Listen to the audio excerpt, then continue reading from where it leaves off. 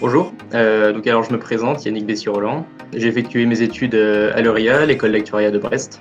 Et donc j'ai clôturé ces études avec un mémoire au sein du cabinet de conseil Milliman. Et donc aujourd'hui, ce mémoire est primé par Covea, donc pour le concours international des mémoires de l'économie et de la finance.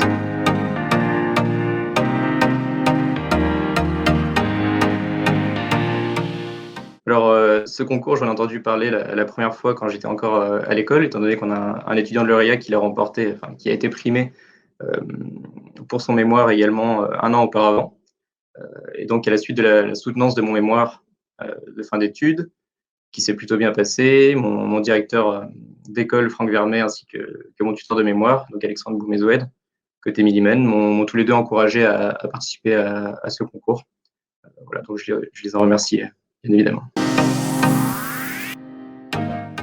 Alors, donc ce mémoire de fin d'études, il porte sur la modélisation du cyberrisque, plus particulièrement de sa fréquence. Et donc, on a cherché à utiliser un certain modèle mathématique qui s'appelle les processus de Hawkes, qui possède une propriété qui est intéressante pour ce type de risque, étant donné qu'il modélise assez naturellement les phénomènes de contagion. Donc, le mémoire commence par introduire le cyberrisque et l'évolution du cyberrisque au cours des dernières décennies, ainsi que de la cybersécurité. Et ensuite, on vient introduire ce modèle.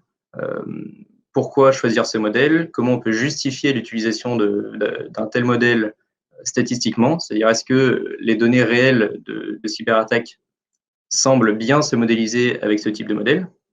Donc, on en a conclu que oui, en effet, ça pouvait bien se modéliser par les processus de Hawkes. Et ensuite, étant donné qu'on est toujours dans un cadre d'actuariat, on a cherché des applications assurantielles. Et donc notamment, comment tarifer un produit d'assurance cyber en utilisant ce type de modèle, donc toujours pour modéliser la fréquence des cyberattaques, c'est-à-dire le nombre de cyberattaques au cours du temps. Et une deuxième application, qui est également une ouverture du mémoire, a été de chercher à appliquer ça en provisionnement, donc notamment avec des méthodes de provisionnement qu'on appelle individuelles. Voilà, donc ça c'est une ouverture du mémoire, les travaux sont pas totalement clôturés et je continue encore à travailler avec Alexandre, mon tuteur, sur ce sujet. L'objectif principal de ce mémoire, c'était de chercher des outils mathématiques qui nous permettraient de modéliser correctement le cyberrisque dans un cadre assurantiel, étant donné qu'on est sur un risque qui est encore émergent. Donc émergent non seulement pour les entreprises, mais donc, en termes de cybersécurité, mais également pour les assurances. Donc pour les assurances, on a ce double effet, bien entendu, en tant qu'entreprise pour la cybersécurité et en tant qu'assureur pour proposer des produits d'assurance.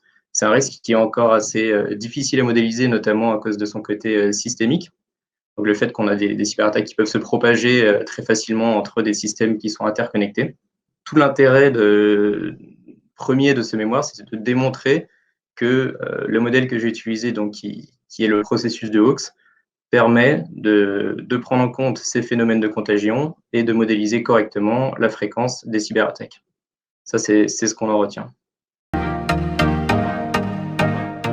Voilà, donc à la suite de ce stage et de ce mémoire de fin d'études, j'ai intégré AXA Group au sein du service modèle interne PNC. Donc l'intérêt de cette équipe modèle interne est de venir modéliser tous les risques auxquels AXA peut être exposé en termes de PNC, donc d'assurance non-vie, sachant que le but final est de s'assurer que l'entreprise est toujours solvable au cours du temps. C'était une suite assez naturelle après avoir été en recherche et développement à Milliman pour mon stage, étant donné que j'ai voulu continuer dans cette thématique de modélisation actuarielle, notamment autour des risques atypiques. Et donc, j'ai très bien trouvé ma place dans cette équipe de modèle interne. J'encourage tous les étudiants à participer, hein, c'est gratuit, ça ne coûte rien et c'est intéressant pour tout le monde, donc à la fois pour les entreprises, les étudiants et les écoles, étant donné que ça permet notamment de faire connaître les écoles, mais surtout de faire connaître des mémoires et des thématiques innovantes, voilà, et de les faire ressortir à travers ce concours.